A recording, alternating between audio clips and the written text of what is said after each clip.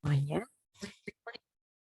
Ya, untuk mengganti pertemuan minggu lalu karena hari libur pertama kali Ramadan, saya menggantinya dengan hari ini ya. Kita kembali lagi di mata kuliah etika dan karakter guru.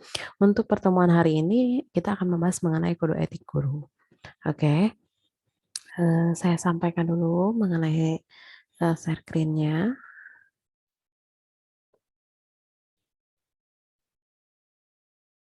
Ya, boleh di sini dilihat ya ibu-ibu semuanya. Nah, ini ada kode etik guru di Indonesia ya, bahwa sebetulnya guru Indonesia itu sudah menyadari bahwa yang namanya pekerjaan ataupun bahkan sudah menjadi profesi gitu kan, itu adalah salah satunya pengabdian terhadap Tuhan Yang Maha Esa. Kenapa? Karena segala sesuatu yang kita kerjakan itu adalah eh, tanggung jawab kepada Tuhan Yang Maha Esa gitu kan, segala sesuatunya. Dan itu pun harus ada pengabdian terhadap bangsa dan negara gitu kan, terhadap kemanusiaan. Kenapa kemanusiaan? Karena biasanya kita harus paham kita ditempatkan di daerah terpencil, di daerah tertinggal, atau misalnya di daerah ibu kota dengan gaji yang relatif minim misalnya gitu kan. Itu tidak boleh ada keterpaksaan gitu kan. Tapi kita melihat sejauh mana kita ingin membangun bangsa ini secara cerdas gitu. Ya, cerdas secara sumber daya manusianya gitu kan. Dan guru Indonesia juga harus punya jiwa Pancasila serta setia terhadap perundang-undangan gitu kan, serta bertanggung jawab gitu kan terhadap terwujudnya cita-cita yang ada di Proklamasi Kemerdekaan Republik Indonesia pada tanggal 17 Agustus 1945. Ya, gitu. Jadi makanya yang menjadi guru, yang menjadi pendidik itu tidak semuanya bisa menjadi pendidik gitu kan. Tapi hanya orang-orang tertentu saja yang sudah digariskan, yang sudah terpanggil gitu. Nah, ini salah satunya ya. Yang pertama itu adalah guru harus berbakti, membimbing peserta didik yang membentuk manusia Indonesia seutuhnya yang berjiwa Pancasila gitu kan. Nah, seorang guru, seorang pendidik harus sanggup, harus bisa membimbing gitu kan. Membimbing itu kan bukan hanya dilihat dari secara akademik gitu kan, tapi secara afektifnya bagaimana kita bisa meluruskan anak atau siswa gitu kan hingga menjadi baik kembali. Yang awalnya tidak sopan menjadi sopan, yang awalnya tidak bisa menjadi bisa. Nah, itu. Terus yang kedua, bahwa guru harus memiliki dan melaksanakan kejujuran profesional. Kita harus jujur, Bu. Ya, jujur dalam segala hal gitu kan. Nah, makanya kejujuran itu harus kita bawa sampai kapanpun termasuk di pekerjaan. Terus yang ketiga, bahwa guru itu harus berusaha memperoleh informasi tentang peserta didik sebagai bahan bimbingan atau pembinaan. Ya, karena mungkin memperoleh informasi bukan hanya kita parenting di sekolah aja gitu, kita juga bisa home visit gitu kan, bertanya kepada orang tuanya, kendalanya pada anak apa sih, atau misalnya ada permasalahan apa gitu kan, kita cari solusinya, bagaimana menyelesaikannya, treatmentnya harus seperti apa, nah gitu. Ya, karena kalau misalnya kita tidak tahu informasi yang sebenarnya, kita tidak bisa melakukan langkah apa yang sesuai nantinya gitu. Jangan sampai kita melakukan hal A gitu kan, ternyata treatmentnya harus B gitu. Nah itu.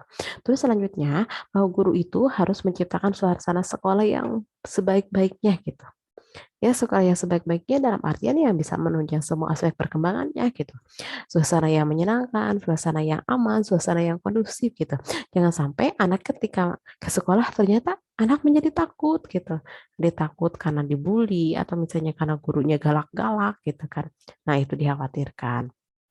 Terus selanjutnya bahwa guru itu harus bisa memelihara hubungan baik dengan orang tua, murid, baik dan masyarakat gitu ya. Nah, makanya harus ada rapat atau parenting, harus ada kerjasama yang baik, menjadi mitra yang baik gitu kan.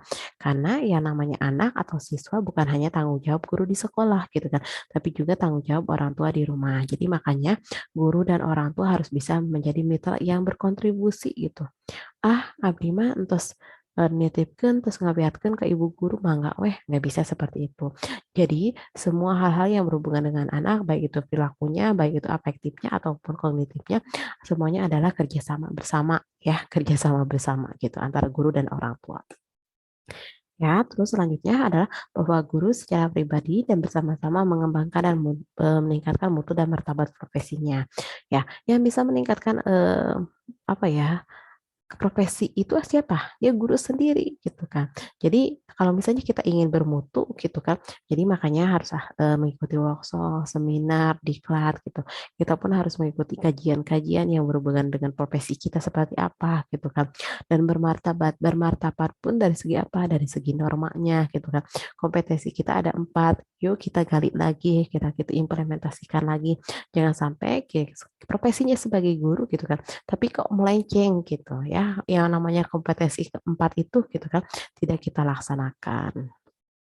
Nah itu terus selanjutnya bahwa guru itu harus bisa memelihara hubungan seprofesi gitu kan kekeluargaan semangat gitu kan ya makanya yang namanya rekan kerja itu adalah mitra yang paling erat gitu.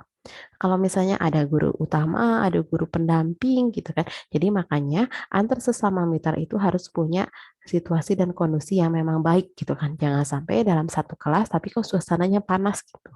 Nah, kalau misalnya suasananya sudah menjadi panas, kita tidak bisa melakukan hal-hal yang baik ke depannya. Apa-apa kok jadi gini ya, apa-apa kok jadi gini, semuanya sebagai enak gitu. Nah, itu. Nah, terus selanjutnya, bahwa guru itu harus secara bersama-sama memelihara dan meningkatkan mutu organisasi PGRI sebagai sarana perjuangan dan pengabdian. Betul ya, karena semua profesi itu pasti ada wadahnya, pasti ada naungannya gitu. Kalau misalnya kita guru itu ada di PGRI. Terus selanjutnya adalah guru harus bisa melaksanakan segala kebijakan pemerintah dalam bidang pendidikan. Ya, karena setiap menteri itu punya program kerjanya gitu kan punya kebijakan apa yang harus ia laksanakan dalam 1 tahun pertama, 1 tahun kedua, 1 tahun ketiga, sampai 1 tahun kelima. Jadi makanya kebijakan itu mungkin ada pro kontra gitu ya wajar yang namanya kebijakan itu ada pro kontra tapi mungkin kita harus bisa melihat dari sisi mana gitu kan tidak semua kebijakan yang dikeluarkan oleh pemerintah itu memberikan dampak yang baik atau misalnya dampak yang buruk kita ambil yang netral aja gitu kan mungkin buat mereka buruk tapi mungkin menurut kita baik menurut kita baik tapi mungkin menurut mereka buruk tergantung dari situasinya gitu kan kondisinya nah mungkin kalau menurut kita yang daerah perkotaan yang namanya UN dianggapnya baik. Tapi kalau misalnya untuk UN daerah pedesaan, terpencil, tertinggal mungkin agak agak apa ya? Agak harus dipikirkan lagi karena mereka mungkin tidak semuanya siswa-siswa itu menerima pelajaran seperti orang-orang yang ada di perkotaan gitu ya sewajarnya. Nah, itu mungkin ibu-ibu semuanya mengenai apa ya? Mengenai dasar-dasar yang harus kita tunaikan sebagai profesinya sebagai guru ya. Nah, itu. Kalau misalnya ada yang mau ditanyakan, boleh kita di WA grup saja ya. Untuk hari ini materinya cukup sekian. Oke. Terima kasih semuanya. Selamat siang. Assalamualaikum warahmatullahi wabarakatuh.